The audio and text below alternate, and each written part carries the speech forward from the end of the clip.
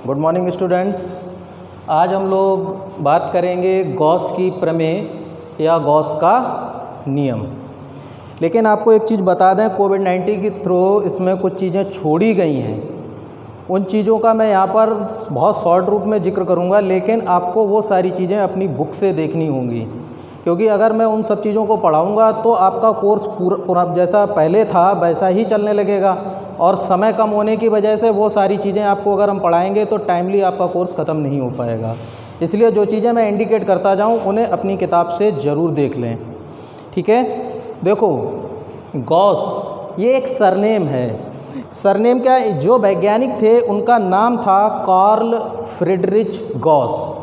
उन्होंने एक नियम दिया। नियम क्या दिया कि किसी बंद पृष्ठ से गुजरने वाला वैद्युत फ्लक्स उस पृष्ठ द्वारा परिबद्ध का मतलब बाउंड्री या किसी चीज़ घिरा हुआ कुल वैद्युत आवेश का 1/ε0 गुना होता है। यहाँ पर एक शब्द जुड़ गया बेटा, वैद्युत फ्लक्स। फ्लक्स क्या होता है? किसी वैद्युत क्षेत्र में स्थित कोई काल्पनिक पृष्ठ की कल्पना कर ली जाए। काल्पनिक पृष्ठ का मतलब एक कल्पना कर ली गई, और उस काल्पनिक पृष्ठ से, उस बाउंड्री वाल से होकर गुजरने वाली वैद्युत बल रेखाओं की संख्या को वैद्युत फ्लक्स बोला जाता है। तो उसने ये कहा कि किसी बंद पृष्ठ से गुजरने वाला वैद्युत फ्लक्स उस पृष्ठ द्वारा परिबद्ध या घिरे हुए कुल वैद्युत आवेश का 1/ε0 गुना होता है। तो वैद्युत फ्लक्स बेटा आपके बात समझ में आ जानी चाहिए कि किसी भी वैद्युत क्षेत्र में स्थित कोई काल्पनिक पृष्ठ, उससे होकर गुजरने वाली वैद्युत बल रेखाओं की संख्या वो वैद्युत फ्लक्स कहलाती है, ठीक है। तो अगर हम बात करते हैं तो उसी के अनुसार, तो जैसा वो कह रहा है उसी के अनुसार हम यहाँ पर उसको गणितीय रूप में भी लिखे ले रहे हैं कि यदि बंद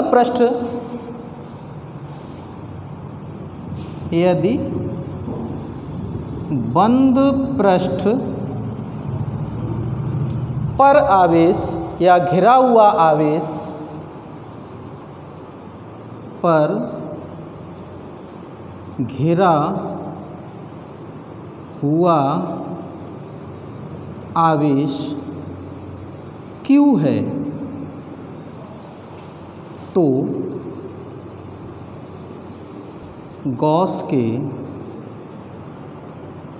नियम से तो हम लिख सकते हैं, तो क्या होगा, φE बराबर Q/ε0 और ε0। तो यहाँ पर अगर बात करें कि जो घिरा हुआ आवेश है Q, वो कितना हो जाएगा इसका 1/ε0 गुना का मतलब गुणा कर देते हैं। अगर हम 1/ε इंटू Q लिख दें या Q/ε0 लिख दें, बात वही है। ये है गॉस का नियम। अब हम इसकी उपपत्ति की ओर, यानी इसे हम प्रूफ करेंगे। तो बेटा बात करते हैं प्रूफ करने की। हमने अभी जो बताया था कि जो नियम है, नियम के अनुसार हमारे पास फार्मूला आता है φE बराबर Q/ε0। इसे प्रूफ करना था। तो प्रूफ करने के लिए हमने क्या किया, यहाँ पर एक A क्षेत्रफल का कोई एक पृष्ठ लिया, जिस पर कोई एक P पॉइंट हमने माना। P पॉइंट माना तो इसके चारों ओर का जो ये घिरा हुआ जो क्षेत्र है, एक अल्पांश मतलब एक छोटा सा बाउंडेड एरिया माना, और इसके द्वारा इस P पॉइंट, यहाँ पर इस P के जो घिरा हुआ जो P पॉइंट लिया है, इसके चारों ओर का जो एरिया है, ये जो क्षेत्रफल है, इसके द्वारा बिंदु O पर एक सॉलिड एंगल यानी कि घनकोण अंतरित करते हैं, जिसे हम d ओमेगा से रिप्रेजेंट करते हैं। इस O से बिंदु P तक की दूरी r है, और इसी P पॉइंट पर, O पॉइंट पर हमने +Q आवेश को स्थित माना। अब क्या करेंगे कि डेरिवेशन सॉल्व करने के लिए हम इस +Q आवेश के कारण बिंदु P पर वैद्युत क्षेत्र की तीव्रता का परिमाण निकालेंगे, जो कि हमने पिछले वीडियो में पढ़ रखा है। यानी कि अब हमें यहाँ पर एक बिंदु आवेश के कारण वैद्युत क्षेत्र की तीव्रता वाला सूत्र लगाना होगा।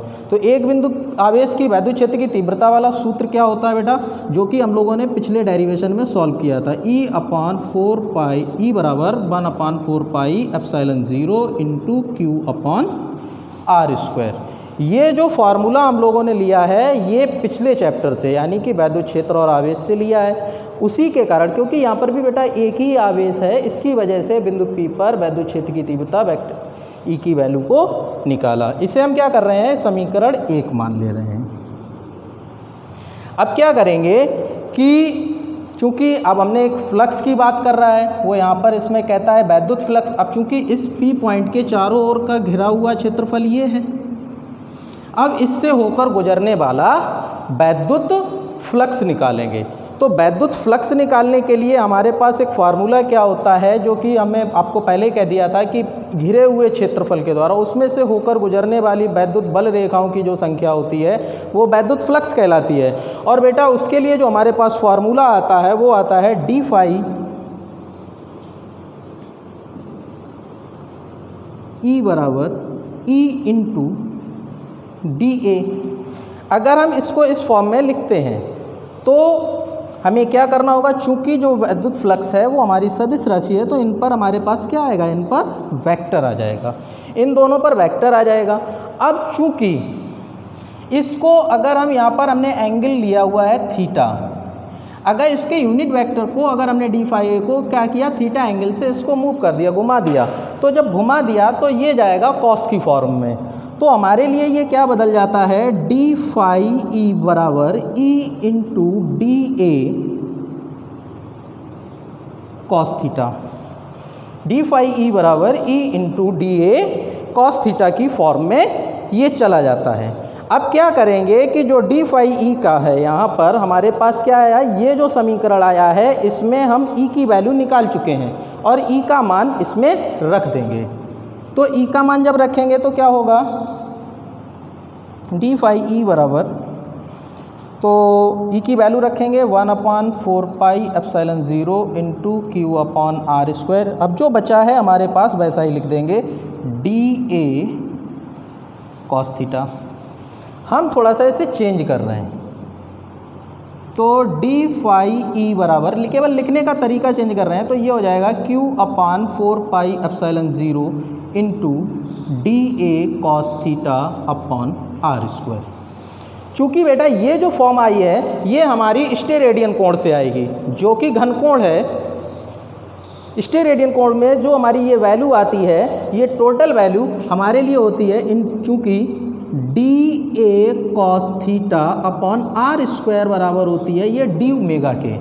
तो हम इसकी जगह पर इस वैल्यू को पुट अप कर देंगे, किसके बराबर होती है, डी ओमेगा के, और इसमें हम ये वैल्यू पुट अप कर देंगे तो हमारे पास वैल्यू क्या आ जाएगी बेटा, डी फाई ई बराबर Q upon 4 pi epsilon 0 into, इसकी जगह पर हम रखेंगे डी ओमेगा। इतनी बात हम लोगों ने जो बात करी है वो अपने नियमों के अनुसार चले हैं। तो ये फार्मूला एक तो ये इवैल्यूएट होता है, इसकी हमें आगे जाके ज़रूरत पड़ेगी। तो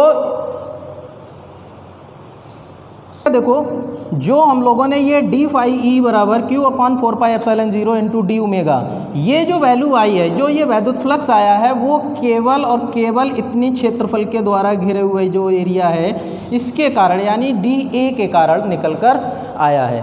अब हम क्या करेंगे, इसके संपूर्ण क्षेत्रफल द्वारा घिरे हुए, यानी कि अब इस पूरे पृष्ठ के द्वारा घिरे हुए की पूरी वैद्युत फ्लक्स निकालेंगे। अब पूरे पृष्ठ के द्वारा घिरा हुआ वैद्युत फ्लक्स निकालेंगे तो क्या करेंगे, हम इसका इंटीग्रेशन करेंगे, अर्थात समाकलन कर देंगे। और जब समाकलन करेंगे तो समाकलन की वैल्यू होती है, अगर निकालेंगे तो हमें ये संपूर्ण के लिए फाई ई और इंटीग्रेशन, अब चूंकि ये बाउंडेड एरिया है, घिरा हुआ है, तो ये क्लोज इंटीग्रेशन हो जाएगा। और क्लोज इंटीग्रेशन करेंगे तो किसका कर रहे हैं, डी फाई ई का। अब इसकी वैल्यू भी इसी में ही रख देते हैं, तो close integration d phi e की वैल्यू कितनी है, Q upon 4 pi epsilon 0 into d omega. अब करना क्या है कि इसमें जो कांस्टेंट वैल्यू है हम उसको बाहर कर देंगे। तो कांस्टेंट वैल्यू बेटा हमारी ये है, तो हम क्या करेंगे, Q अपॉन 4 पाई एप्सिलॉन 0 को बाहर निकालेंगे, क्लोज इंटीग्रेशन डी ओमेगा। अब चूंकि ये डी ओमेगा क्या है, अब इसका चूंकि ये इंटीग्रेशन का मतलब होता है जोड़, यानी कि हम इस छोटे छोटे सेक्शन को जोड़कर हम इस पूरे पृष्ठ को बना सकते हैं। अर्थात हमें यहाँ पर क्या करना होगा कि संपूर्ण पृष्ठ यानी कि संपूर्ण बंद पृष्ठ या कैपिटल ए द्वारा इसका घिरा हुआ जो हम क्षेत्रफल निकालेंगे तो वो कितना निकल कर आएगा, क्योंकि इंटीग्रेशन डी ओमेगा बराबर ये वैल्यू होती है 4 पाई के बराबर। अब वैल्यू हम इसमें यहाँ पर रख देंगे तो क्या हो जाएगा, Q upon 4 pi epsilon 0 into 4 पाई, 4 पाई से 4 पाई कैंसिल, और ये किसके बराबर चल रहा है, फाई ई के बराबर चल रहा है, और ये Q अपॉन एप्सिलॉन 0। यानी कि हमें यही प्रूफ करना था। देखिएगा ये पहले का लिखा हुआ है और वही इक्वेशन हमारी यहाँ पर आ जाती है। चूँकि यहाँ पर क्या हुआ है कि संपूर्ण पृष्ठ द्वारा घिरा हुआ क्षेत्र, यहाँ से हमने वैद्युत फ्लक्स को काउंट किया। तो यहाँ पर हमने जो गॉस की प्रमेय कह रही थी कि वो कितना होता है, किसी परिबद्ध क्षेत्र द्वारा घिरा हुआ जो वैद्युत फ्लक्स होता है वो कितना होता है, 1 अपॉन एप्सिलॉन 0 गुना होता है। तो 1 अपॉन एप्सिलॉन 0 गुना हमने यहाँ पर प्रूफ किया। तो ये थी हमारी गॉस की प्रमेय, और इस गॉस की प्रमेय को अच्छे से देखिएगा बेटा, और इसमें कुछ चीज़ें मैंने डायरेक्ट रखी हुई हैं जो आपको चैप्टर के शुरुआत में मिलेंगी। चूँकि ये ओल्ड सिलेबस में थी, न्यू सिलेबस में ये सारी चीज़ें नहीं हैं, जैसे कि घनकोण नहीं है, वैद्युत फ्लक्स नहीं दिया गया है, तो इन्हें आप अपनी किताब से पढ़ लें। अगर वो भी समझ में ना आए तो व्हाट्सएप पर या जो हमारा कमेंट बॉक्स है उसमें जाकर कमेंट करके हमसे आप पूछ सकते हैं। Thank you.